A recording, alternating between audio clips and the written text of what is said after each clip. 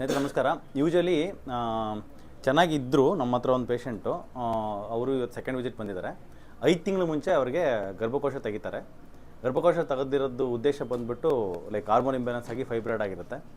ಗರ್ಭಕೋಶ ಯಾಕೆ ತೆಗಿಸ್ಬಾರ್ದು ಅಂತ ನಾನು ನಿಮ್ಗೊಂದು ಕಿವಿ ಮಾತು.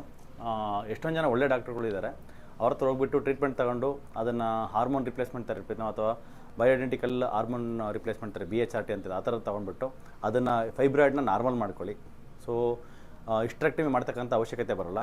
ನಮ್ಮ ಹತ್ರ ಇಲ್ಲಿ ಬಂದಿರೋ ಪೇಷಂಟು ಜಸ್ಟ್ ಹಿಸ್ಟರೆಕ್ಟಮಿ ಆಗಿರೋ ದಿನದಿಂದನೇ ಅವರಿಗೆ ಸಿವಿಯರ್ ಪೇಯ್ನು ಮತ್ತು ಇಂಬ್ಯಾಲೆನ್ಸ್ ಜಾಸ್ತಿಯಾಗಿ ನಡೆಯೋಕ್ಕೆ ಬರ್ತಾಯಿಲ್ಲ. ಸೊ ಅದಕ್ಕೆ ಏನು ಸಂಬಂಧ ಅಂತ ಯೂಶಲಿ ನಾವು ಎವಿಡೆನ್ಸ್ ಪ್ರಕಾರ ಪ್ರೂವ್ ಮಾಡೋದಾದರೆ ನೋಡಿ, ಇದು ಸಿವಿಯರಾಗಿ ಆಸ್ಟಿಯೋಆರ್ಥರೈಟಿಸ್ ಗ್ರೇಡ್ 4ಗೆ ಹೋಗಿದೆ.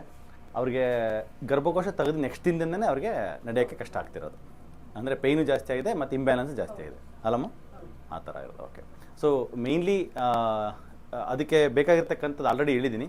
ಆ ಒಂದು ಹಾರ್ಮೋನ್ ಇಂಬ್ಯಾಲೆನ್ಸ್ನ ಅದು ಇನ್ನೂ ಜಾಸ್ತಿ ಆಗಿಬಿಡುತ್ತೆ. ಆವಾಗ ಬೋನ್ಸು ಸಿವಿಯರ್ ಆಸ್ಟಿಯೋಪೊರೋಟಿಕ್ ಆಗುತ್ತೆ.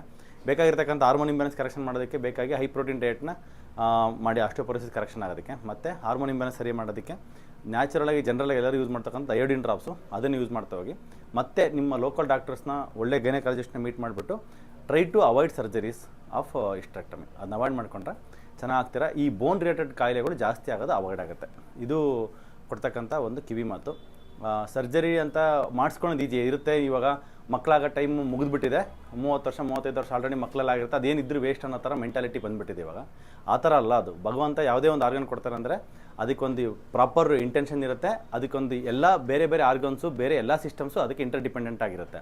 ನಾವು ಸುಮ್ಮನೆ ತೆಗ್ಸೋದ್ರಿಂದ ಏನೂ ಆಗಲ್ಲ ಅಂದ್ಕೊಂತೀವಿ, ಬಟ್ ತೆಗ್ಸೋದ್ರಿಂದ ಎಷ್ಟು ಸಮಸ್ಯೆ ಆಗುತ್ತೆ ಅನ್ನೋದನ್ನ ನಾವೇ ಲೈಕ್ ಎಕ್ಸ್ಪೀರಿಯನ್ಸ್ ಮಾಡಿರ್ತಕ್ಕಂಥ ಎಷ್ಟೋ ಪೇಷಂಟ್ಸ್ಗಳು ನಮ್ಮಲ್ಲಿ ಇದು ಮಾಡ್ತಾರೆ. ಡೈಲಿ ಒಂದು ಮಿನಿಮಮ್ ಒಂದು 15 to 20 members of especially female patients hysterectomy ಆಗಿ ಸಿವಿಯರ್ ಪೇಯ್ನ್ ಆಗಿ ಬಂದಿರ್ತಾರೆ ಇಲ್ಲಿ. ಅದಕ್ಕೋಸ್ಕರ ನೀವು ಬೆಸ್ಟ್ ಡಾಕ್ಟರ್ಸ್ಗೆ ತೋರಿಸಿ ಹಾರ್ಮೋನ್ ಇಂಬ್ಯಾಲೆನ್ಸ್ನ ಕರೆಕ್ಷನ್ ಮಾಡಿಸ್ಕೊಳ್ಳಿ, ಫೈಬ್ರಾಯ್ಡು ರಿವರ್ಸ್ ಮಾಡ್ಕೊಳ್ಳೋದಕ್ಕೆ ಪ್ರಯತ್ನ ಪಡಿ, ನಾನ್ ಸರ್ಜಿಕಲಿ ಅಂತ ಹೇಳ್ತಾ ಹೇಳೋದು. Thank you.